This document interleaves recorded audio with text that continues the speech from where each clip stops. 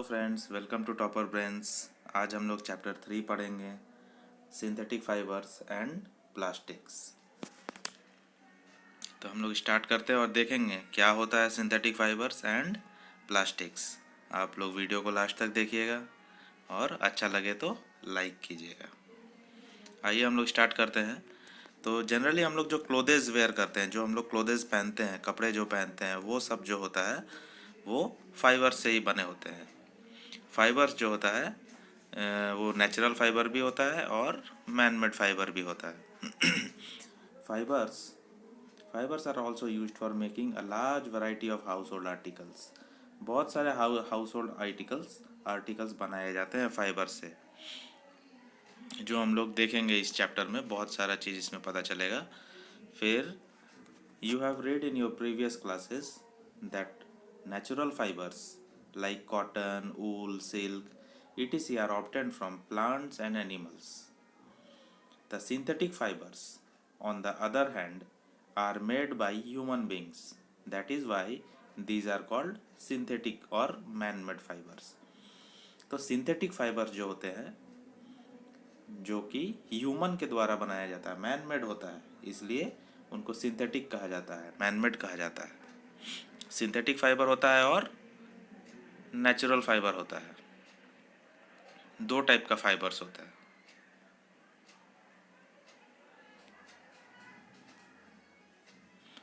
Then हम लोग देखेंगे what are synthetic fibres. Next topic है 3.1 में, what are synthetic fibres. Try to recall the uniform pattern found in necklace of beads joined with help of thread.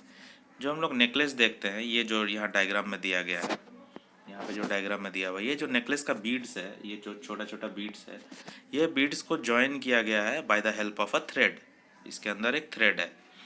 और second picture जो हम लोग देख रहे हैं, ये पेपर क्लिप्स को जॉइन किया गया है। पेपर क्लिप्स को जॉइन करके एक लॉन्ग चेन को बनाया गया है। अ synthetic fibre is also a chain of small units join together. Synthetic fibre जो होता है वो भी क्या होता है कि एक चेन होता है जिसमें स्मॉल यूनिट्स जॉइंड होता है। Each small unit is actually a chemical substance. और हर एक स्मॉल यूनिट जो होता है वो एक केमिकल सब्सटेंस होता है। Many such small units combine to form a large single unit called polymer. तो ऐसे ऐसे बहुत सारे छोटे छोटे यूनिट्स कंबाइन होते हैं और कंबाइन होकर के एक लार्ज यूनिट बनता है। वो लार्ज सिंगल यूनिट को पॉलीमर बोलते हैं।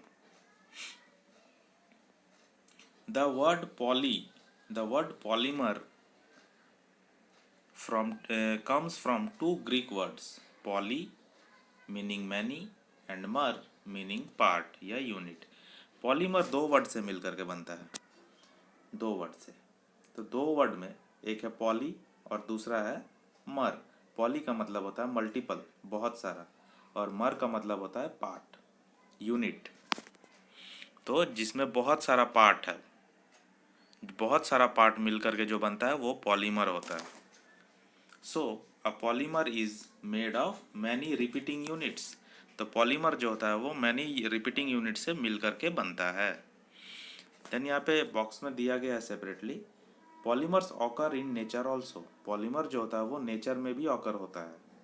Cotton for example is a polymer. Cotton जो है वो भी पॉलीमर है नेचुरल वे में अगर देखें तो। Cotton for example is a polymer called cellulose. Cotton को सेल्यूलोज बोला जाता है, लेकिन वो एक पॉलीमर है क्योंकि वो छोटे छोटे यूनिट से मिलकर के बनता है। क्योंकि cellulose is made up of a large number of glucose units. Cellulose जो बनता है, कॉटन को ही सेल्यूलोज बोला जा रहा है, और सेल्यूलोज जो है वो स्मॉल बहुत ग्लूकोज यूनिट से मिल करके बनता है। Glucose is made up of a large number of glucose units. बहुत सारा ग्लूकोज यूनिट से मिलकर के बनता है।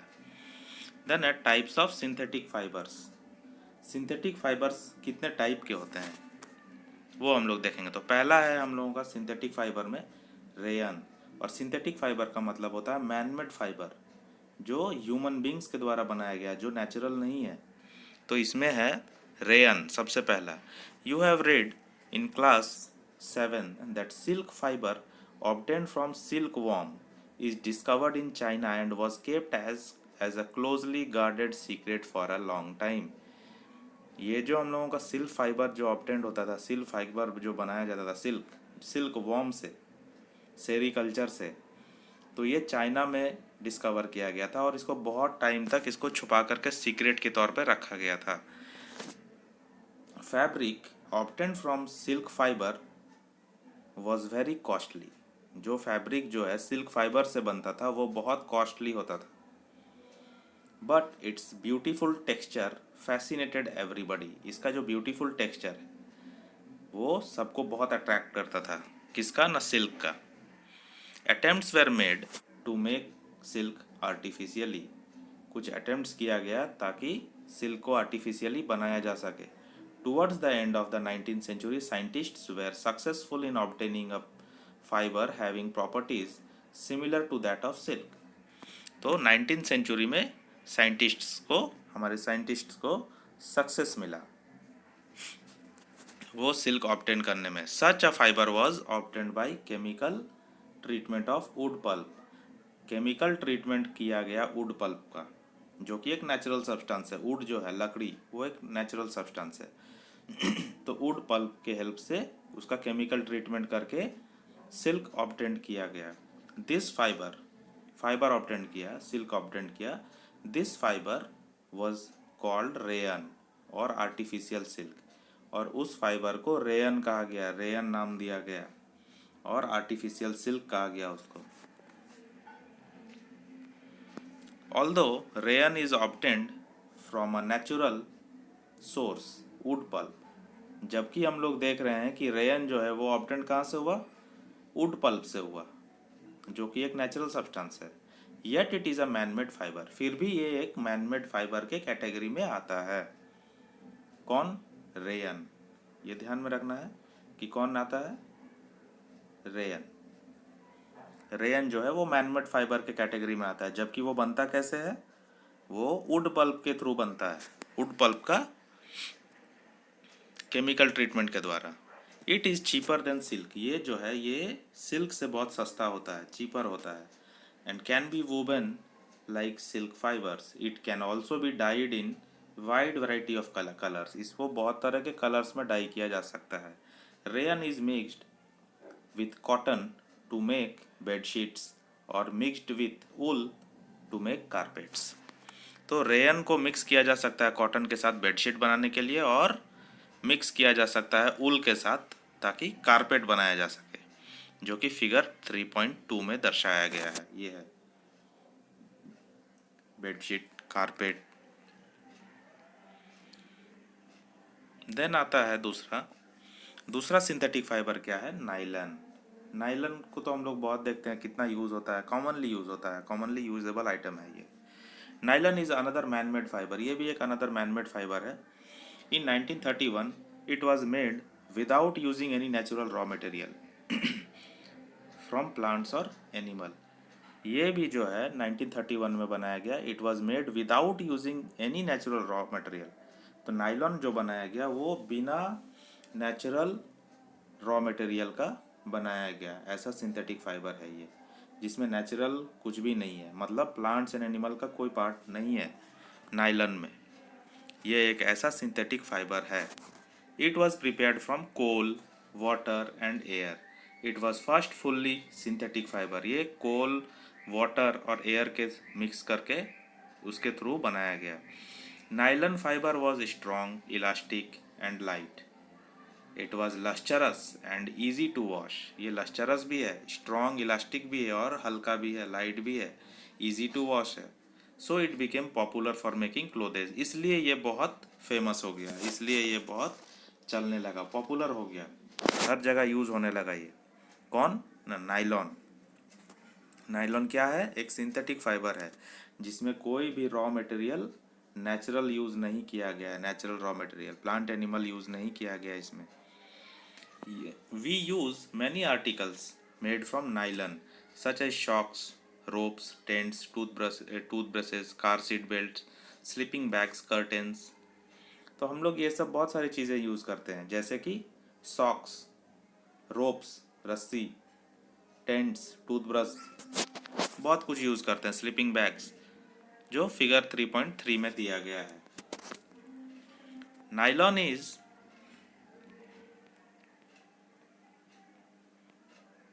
Also used for making parachutes. Nylon जो है पैरासूट यूज़ करने के लिए भी बनाया जाता है, पैरासूट को बनाने में भी यूज़ किया जाता है, और रोप्स को बनाने में भी यूज़ किया जाता है, जो कि रॉक क्लाइंबिंग में यूज़फुल होता है।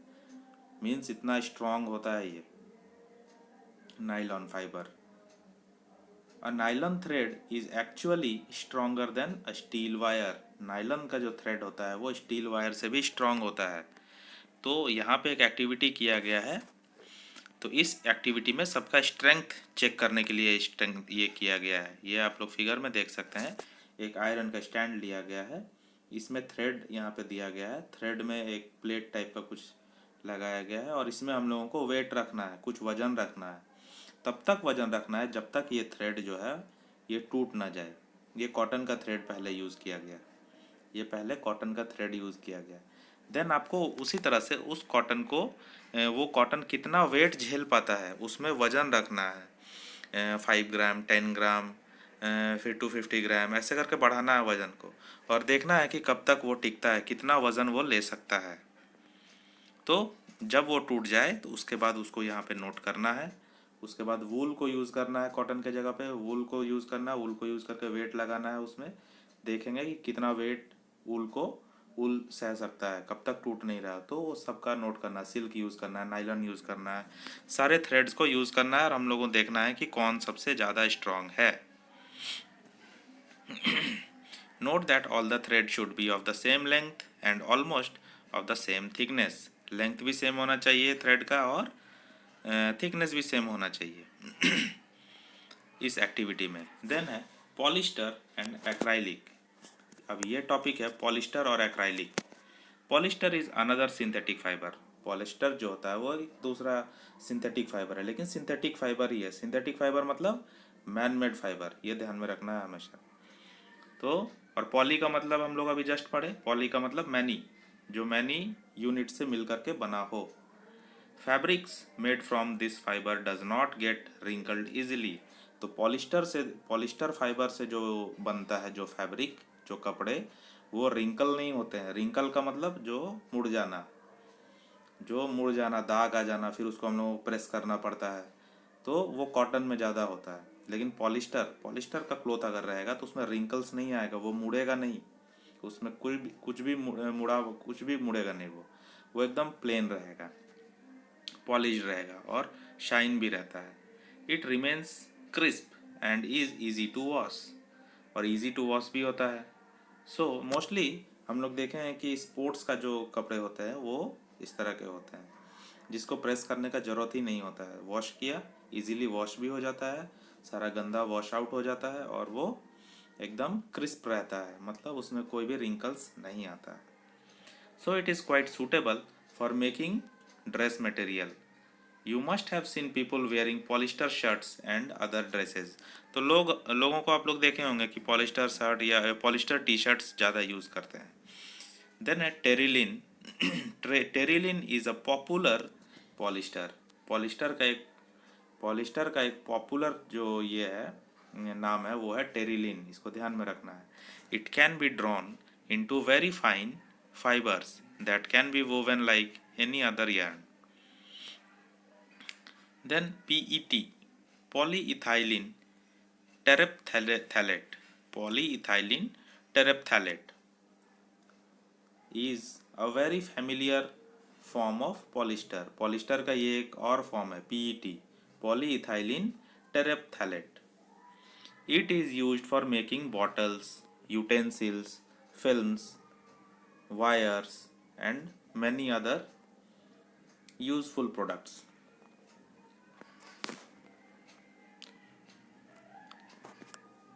Poly plus ester, is actually made up of repeating units of chemical called ester. Esters are the chemical which give fruits their smell. Easter क्या होता है? वो केमिकल होता है जो फ्रूट्स को उसका स्मेल देता है, उसका जो फ्रूट्स में जो महक होता है वो किसके वजह से होता है, ईस्टर्स के वजह से।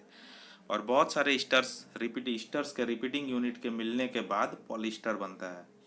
Fabrics are sold by names like polycot, polywool, terricot ETC. Fabrics जो सोल्ड होता है, बेचे जाता है, वो इन सब नामों से बेचे जाता है, पॉलीकॉट, पॉलीवूल, टेरिकॉट। हम लोग भी सुने होंगे मार्केट में बहुत सारा ये सब नाम। As the name suggests, these are made by mixing two types of fibers. जैसा कि नेम सजेस्ट कर रहा है, तो उससे पता चल रहा है कि पॉली सब में है।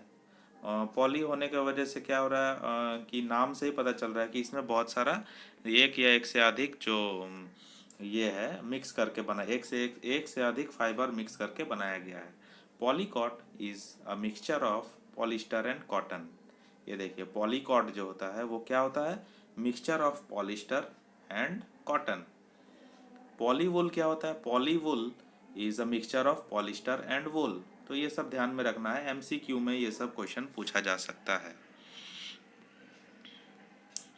We wear sweaters and shawls और ब्लैंकेट्स इन विंटर्स।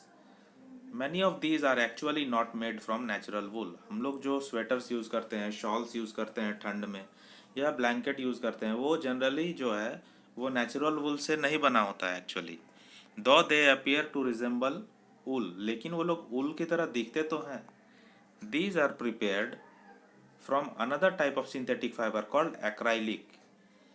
तो ये भी एक इम्पॉर्टेंट पार्ट है कि जो हम लोग जनरली यूज़ करते हैं ठंड से बचने के लिए, ये सब ये स्वेटर्स, शॉल्स, ब्लैंकेट्स, तो ये लोग जो ये सब जो है वूल की तरह दिखते हैं, लेकिन एक्चुअली ये लोग वूल, ये सब वूल होता नहीं है।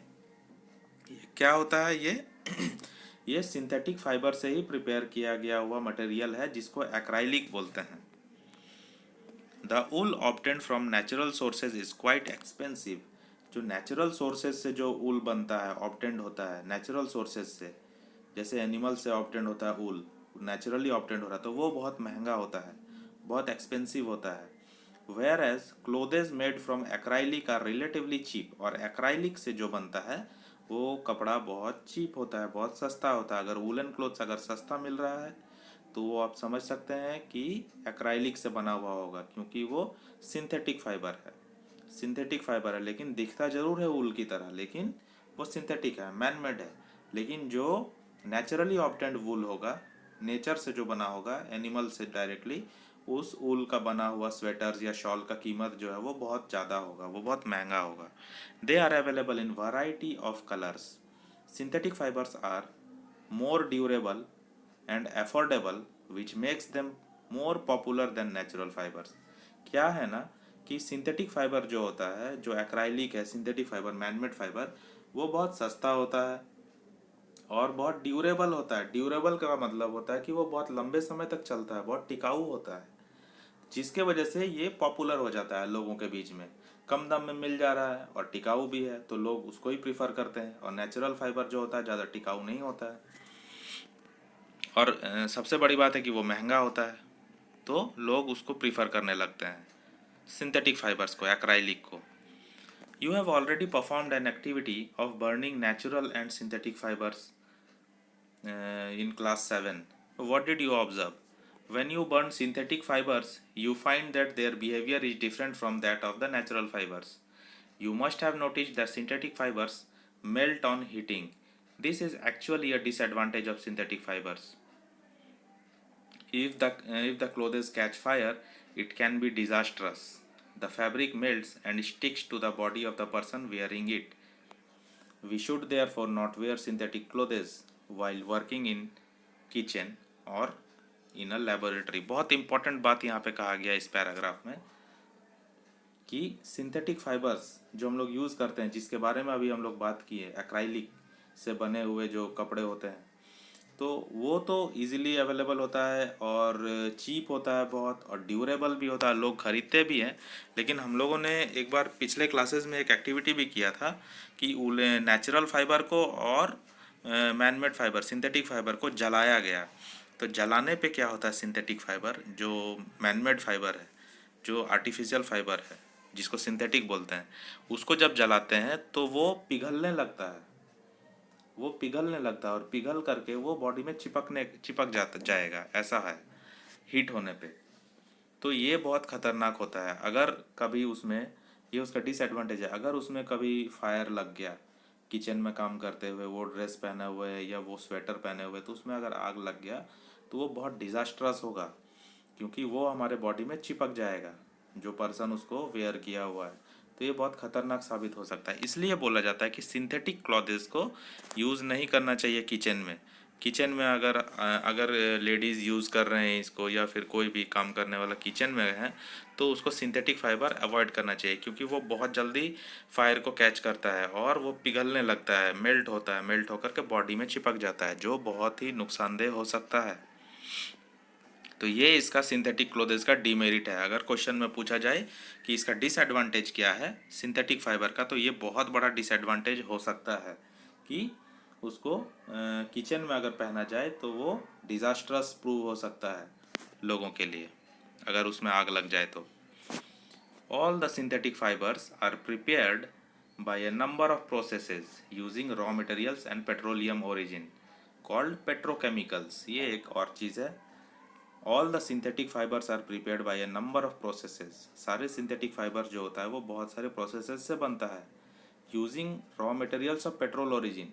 और पेट्रोलियम ओरिजिन का जो रॉ मटेरियल्स होता है उसको यूज़ करके बनाया जाता है, तो उन सबको बोला जाता है petrochemicals. Characteristics of synthetic fibres. अभी सिंथेटिक फाइबर का हम लोग एक डिसएडवांटेज बहुत बड़ा देख लिए, आग लगने पे वो बहुत खतरनाक हो सकता है। अभी इसका कैरेक्टरिस्टिक्स देखते हैं, इसका फीचर्स क्या है, इसका गुण क्या है, क्या कैरेक्टरिस्टिक्स है। Imagine that it is a rainy day, what kind of umbrella would you use and why. अगर रेनी डे है तो आप किस तरह का अम्ब्रेला यूज़ करना चाहेंगे और क्यों। Synthetic fibres possess unique characteristics which make them popular dress material.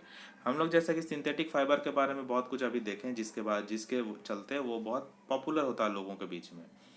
जैसा कि वो बहुत सस्ता होता है, बहुत टिकाऊ होता है, बहुत शाइनी होता है, इजी टू वॉश होता है, तो वो पॉपुलर हो जाता है सबके बीच में। तो ये एक उसका फीचर है। दे ड्राई अप क्विकली, वो सूख भी जाता है बहुत जल्दी। आर ड्यूरेबल, वो ड्यूरेबल होता है, लंबे लंबे समय तक चलने वाला। लेस एक्सपेंसिव, सस्ता होता है।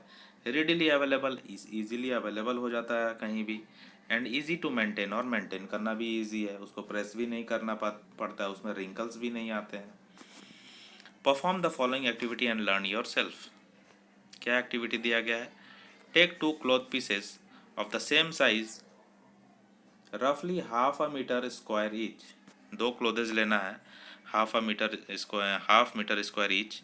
One of this should be from natural fibre, the other could be synthetic fibre. एक नेचुरल फाइबर का होना चाहिए और एक सिंथेटिक फाइबर का होना चाहिए। You can take help of your parents in selecting these pieces. Soak the pieces in different mugs. दोनों पीस को, सिंथेटिक फाइबर एक लेना है और एक नेचुरल फाइबर लेना है, दोनों को मग में सोक करना है, भिगोना है।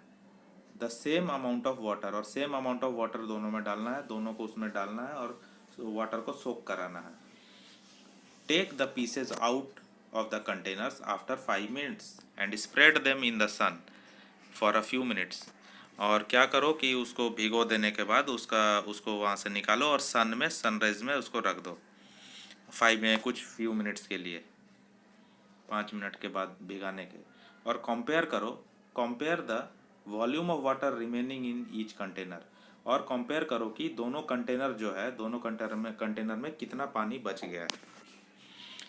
Do synthetic fibre soak less और more than natural fabrics.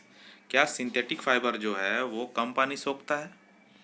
Do they take less और मोर टाइम टू ड्राई। क्या वो सूखने में ज़्यादा टाइम ले रहा है या कम टाइम ले रहा है। ये सारे क्वेश्चंस हैं। What does this activity tell you about the characteristics of synthetic fibres. तो सिंथेटिक फाइबर्स का क्या कैरेक्टरिस्टिक्स हम लोगों को पता चलता है इस एक्टिविटी से। Find out from your parents about the durability, cost, maintenance of this fabrics compare to natural fabrics. तो आप लोग अपने पेरेंट्स से हेल्प ले सकते हैं इस बारे में। पेरेंट्स से जाकर पूछ सकते हैं आप उनसे कि सिंथेटिक मटेरियल जो होता है, सिंथेटिक क्लोथेस जो होता है और नेचुरल कॉटन, नेचुरल जो होता है, दोनों में कितना फ़र्क है, दोनों में से कौन ड्यूरेबल है, किसका कितना कॉस्ट है, मेंटेनेंस कैसा है, फैब्रिक कैसा होता है, ये आप पूछ सकते हैं।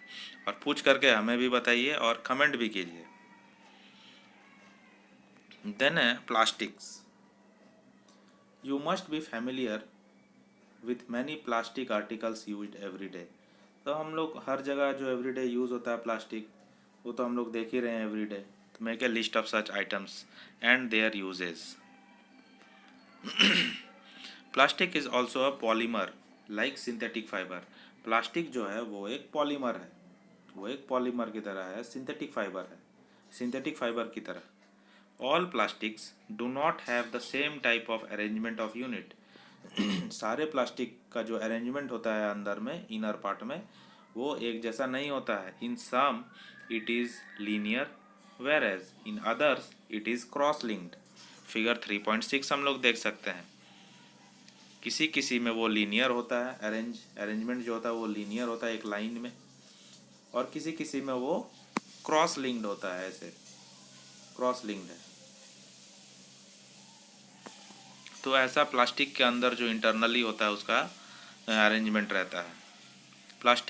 Plastic articles are available in all possible shapes and sizes as you can see in 3.7. Have you ever wondered how this is possible? The fact is that plastic is easily moldable, can be shaped in any form. Plastic can be recycled, reused, colored, melted, rolled into sheets or made into wires. That is why it finds such a variety of uses. तो plastic का हम लोग बहुत सारा uses देखते हैं, बहुत सारा चीज़ें देखते हैं प्लास्टिक का। क्यों? क्योंकि ये इजीली अवेलेबल होता है, रिसाइकल होता है इजीली, उसको रीयूज़ किया जा सकता है, उसको किसी भी शेप में ढाला जा सकता है, कैसा भी शेप दे दिया जा सकता है, कैसा भी कलर दिया जा सकता है, उसको आसानी से मेल्ट किया जा सकता है, माने गलाया जा सकता है, फिर रीशेप किया जा सकता है, उसको रोल किया जा सकता है शीट्स में। तो बहुत सारा मल्टीपल यूजेस है प्लास्टिक्स का, जो हम लोग देखते हैं हर जगह। प्लास्टिक्स को हम लोग देख पाते हैं बहुत सारे शेप्स में, डिफरेंट शेप्स में। Polythene, poly plus ethene is an example of plastic. Polythene क्या है? पॉली प्लस इथीन है, जो एक प्लास्टिक का एग्जाम्पल है। It is use for making commonly use polythene bags. और पॉलीथीन का यूज जो होता है वो पॉलीथीन बैग्स बनाने में यूज होता है। Now try to bend a piece of plastic yourself. Can all plastics articles be bent easily? क्या सारे प्लास्टिक आर्टिकल्स को बेंड किया जा सकता है? तो नहीं, सारे प्लास्टिक आर्टिकल्स को बेंड नहीं किया जा सकता। You will observe that some plastic articles can bend it easily while some break when forced to bend. तो कुछ कुछ प्लास्टिक बेंड हो जाता है और कुछ कुछ प्लास्टिक को जब हम लोग बेंड करने जाते हैं तो वो टूट जाता है। तो वैसा है। एक यहाँ पे दिया गया है कुछ उसके बारे में। Add hot water to plastic bottle. Plastic bottle में हॉट वाटर यूज़ करो, उसमें डालो, इट गेट्स डिफॉर्म्ड। उसका जो फॉर्म है वो थोड़ा चेंज हो जाएगा। अगर प्लास्टिक बॉटल में हॉट वाटर डाल देंगे तो वो रिंकल टाइप का हो जाएगा, वो सिकुड़ जाएगा। Such plastic which gets deformed, deform माने फॉर्म चेंज हो जाएगा, easily on heating and can be bend easily are known as thermoplastic. तो जिस प्लास्टिक के बॉटल में अगर हॉट वाटर दिया जाए और वो अपना शेप चेंज कर ले, डिफॉर्म हो जाए, फॉर्म चेंज कर ले, तो उसको क्या बोलते हैं? उसको बोलते हैं थर्मोप्लास्टिक। क्या बोलते हैं? उसको थर्मोप्लास्टिक बोलते हैं। थर्मोप्लास्टिक इम्पॉर्टेंट है। देन है polythene and PVC. Polythene and PVC are some of the examples of thermoplastic. और थर्मोप्लास्टिक का जो एग्जांपल है वो क्या है? Polythene and PVC. ये इंपॉर्टेंट क्वेश्चन है, एमसीक्यू में भी पूछा जा सकता है, 1 मार्क्स क्वेश्चन में, शॉर्ट क्वेश्चन में भी, कि एग्जांपल्स ऑफ थर्मोप्लास्टिक क्या है। These are used for manufacturing toys, combs and various types of containers. तो ये सब यूज़ किया जा सकता है कंटेनर बनाने में, कॉम्स बनाने में और टॉयज़ बनाने में। On the other hand, there are some plastics which when molded once cannot be softened by heating. कुछ प्लास्टिक ऐसा भी होता है जिसको मोल्ड किया जाता है, मतलब मोल्ड करना मतलब शेप को चेंज करना, उसको पिघला करके शेप को चेंज कर दिया जाए, तो वो जो प्लास्टिक होता है उसको बोलते हैं थर्मोसेटिंग प्लास्टिक। उसको क्या बोलते हैं? Thermosetting plastic. ये भी इम्पोर्टेंट है, थर्मोप्लास्टिक और थर्मोसेटिंग प्लास्टिक, ये दोनों प्लास्टिक है, ये एग्जाम में पूछा जाता है generally. Two examples are bakelite and melamine, melamine. तो बेकेलाइट और मेलामाइन जो है वो एग्जाम्पल है थर्मोसेटिंग प्लास्टिक का, ये इंपॉर्टेंट है, इसका भी एग्जाम्पल। और दोनों में डिफरेंस बिटवीन पूछा जाता है एग्जाम में। Bakelite is a poor conductor of heat and electricity. Bakelite जो है वो poor conductor of heat and electricity है, ये इंपॉर्टेंट है बेकेलाइट के बारे में। It is used for making electrical switches, handles of various utensil etc। Bakelite जो है बहुत इंपॉर्टेंट है इसलिए क्योंकि बेकेलाइट जो है हीट का बैड कंडक्टर है, उसमें से हीट पास नहीं होता है, इसलिए जो किचन में हमारा जो पैन होता है, बहुत सारा बर्तन होता है, यूटेंसिल्स, उसका जो हैंडल होता है वो बेकेलाइट प्लास्टिक का होता है, वो बेकेलाइट होता है। वो बेकेलाइट इसलिए लगाया जाता है उसमें ताकि वो उसमें हीट पास ना हो, और वो उसमें हीट पास होता नहीं है, वो बैड कंडक्टर ऑफ हीट है, तो हमारा हाथ जलने से बच जाता है। फिर स्विचेस जो है, इलेक्ट्रिसिटी का जो स्विचेस है, बोर्ड, स्विच बोर्ड है, स्विचेस है, वो स्विचेस भी बेकेलाइट का होता है। तो बेकेलाइट का यूज़ पूछा जाता है हमेशा। यहाँ पे सारा इंपॉर्टेंट पॉइंट ही मिल रहा है, तो ध्यान रखना है ये। Melamine, melamine is versatile material, it resists fire and can tolerate heat better than other plastic. और मेलामाइन भी जो है वो हीट को बहुत अच्छा बर्दाश्त करता है बाकी सब प्लास्टिक्स के तुलना में। It is use for making floor tiles, kitchenware and fabrics which resist fire. तो इसको ऐसा ऐसा चीज़ बनाने में यूज़ किया जाता है जो फायर से बचाता है। जैसे इसको फ्लोर का टाइल्स, ज़मीन में जो टाइल्स लगता है उसको बनाने के लिए भी यूज़ होता है। इसको किचन वेयर, किचन का बहुत सारा सामान बनाने के लिए यूज़ होता है। फैब्रिक्स यूज़ होता है फैब्रिक्स बनाने में, कौन? मेलामाइन। और थर्मोप्लास्टिक और थर्मोसेटिंग का एग्जांपल्स यहाँ पे डायग्राम में फिगर में दिया हुआ है, फिगर 3.8 में।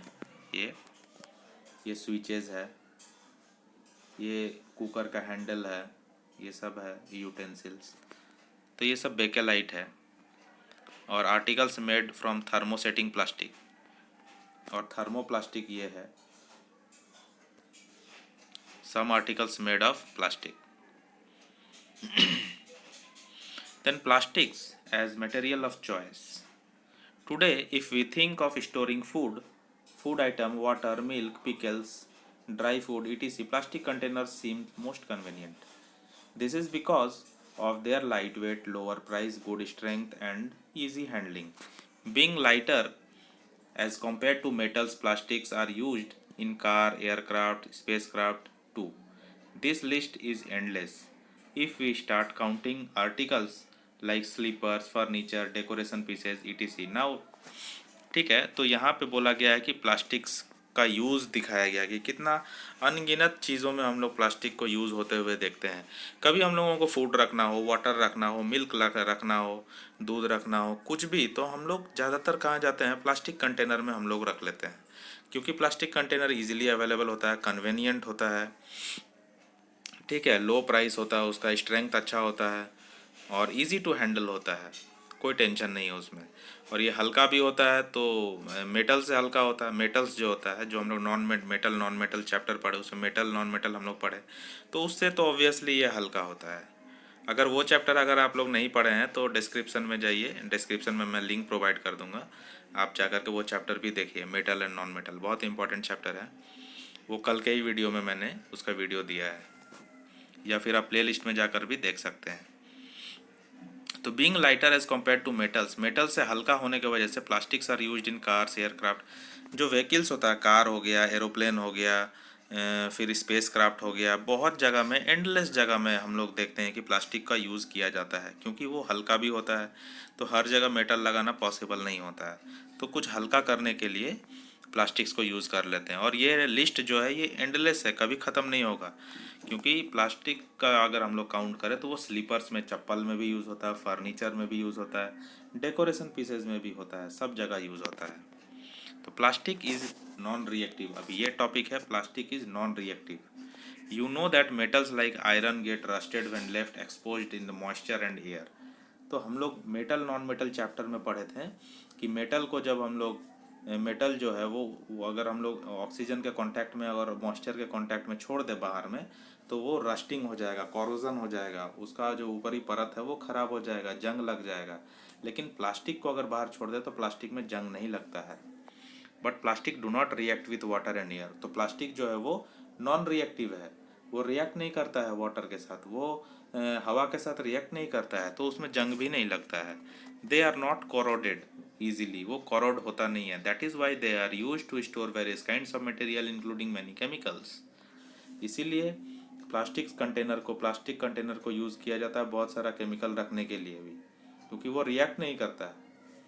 और क्योंकि अगर मेटल्स में रखा जाए अदर मेटल्स में, तो मेटल्स रिएक्ट करने का डर होता है। तो यहाँ से पता चला हम लोगों को कि प्लास्टिक जो होता है वो नॉन रिएक्टिव होता है, रिएक्ट नहीं करता है। Then plastic is light, strong and durable.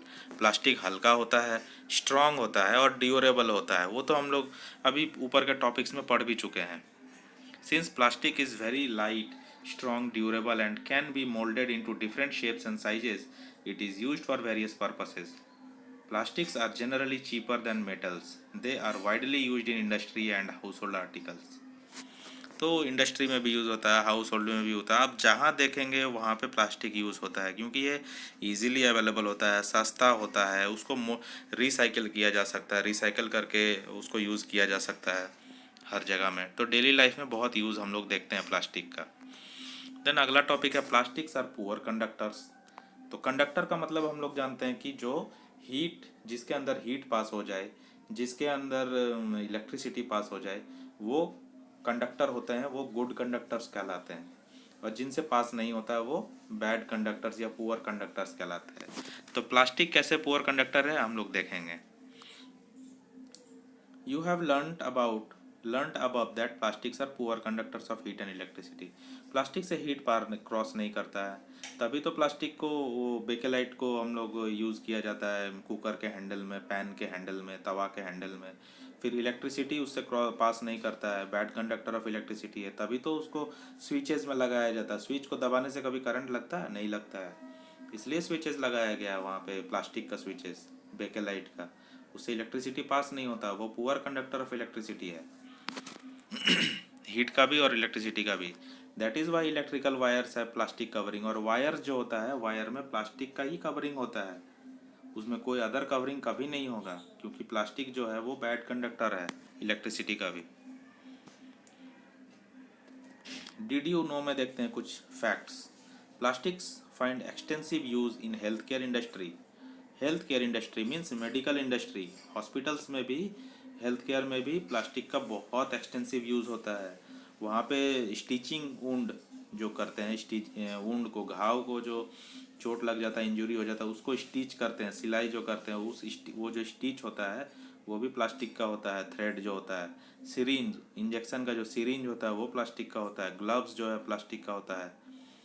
बहुत सारे चीज़, मेडिकल इंस्ट्रूमेंट जो है प्लास्टिक का होता है। तो मेडिकल इंडस्ट्री में भी प्लास्टिक का रोल है।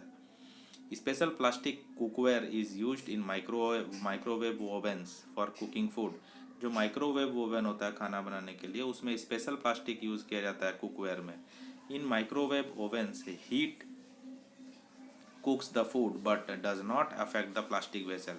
ये एक इम्पॉर्टेंट फैक्ट है, क्योंकि हम लोग देखें कि हीट में प्लास्टिक अफेक्ट हो जाता है, तो वहाँ पे स्पेशल प्लास्टिक यूज़ किया जाता है जो बहुत ड्यूरेबल, बहुत अच्छा क्वालिटी का होता है। उसी को, वही कुकवेयर को हम लोग यूज़ करते हैं माइक्रोवेव ओवन में, क्योंकि माइक्रोवेव ओवन में हीट से खाना पकता है। लेकिन प्लास्टिक का बर्तन जो हम लोग उसमें यूटेंसिल्स जो डाल रहे हैं कुकवेयर, वो कभी भी पिघलता नहीं है, कभी भी इफेक्ट नहीं होता है, क्योंकि वो प्लास्टिक जो है वो अलग क्वालिटी का होता है, स्पेशल क्वालिटी का होता है, special plastic cookware. Then a Teflon. Teflon is a special plastic on which oil and water do not stick. ये टेफ्लॉन भी एक अलग और इम्पॉर्टेंट प्लास्टिक मटेरियल है, प्लास्टिक है, स्पेशल प्लास्टिक, जिसके ऊपर ऑयल का और वाटर का कभी कोई असर नहीं होता है, दोनों चिपकता ही नहीं है उसमें। It is used for non stick coating on cookware. जो कुकवेयर होता है खाना बनाने के लिए, जो बर्तन होता है स्पेशल कुकवेयर, उसके ऊपर में इसका कोटिंग किया जाता है टेफ्लॉन का, क्योंकि ताकि उसके ऊपर पानी डाले तो वो स्लिप होकर के निकल जाए, उस पर चिपके नहीं, ताकि ऑयल उस पर लगे तो वो चिपके नहीं, वो निकल जाए, टेफ्लॉन। देन हम लोग पढ़ेंगे अगला point, fire proof plastics. Although synthetic fibre catches fire easily, हम लोग देखें कि सिंथेटिक फायर जो है वो फायर इजीली पकड़ लेता है। It is interesting to know that uniforms of fireman have coating of melamine plastic to make them flame resistant. लेकिन ये हैरानी वाली बात है कि जो यूनिफॉर्म होता है फायरमैन का, आग बुझाने वाला जो फायरमैन होता है, जो इंसान होता है, जो सिक्योरिटी मैन होता है, उसका जो कपड़ा होता है, यूनिफॉर्म होता है, उसमें प्लास्टिक कोटिंग दिया हुआ रहता है। ये बहुत हैरानी वाली बात है कि प्लास्टिक जो है हीट से अफेक्ट हो जाता है, लेकिन बहुत सारा ऐसा प्लास्टिक है जो हीट में भी बचाता है हम लोगों को, और वो प्लास्टिक का नाम है मेलामाइन। मेलामाइन को यूज़ किया जाता है जो कि फ्लेम रेजिस्टेंट है। देन है प्लास्टिक एंड द इन्वायरमेंट, ये बहुत इंपॉर्टेंट पार्ट है।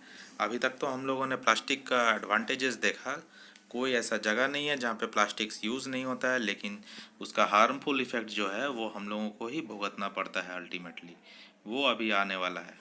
Plastics and the environment, when we go to the market, we usually get things wrapped in plastic or packed in polythene bags.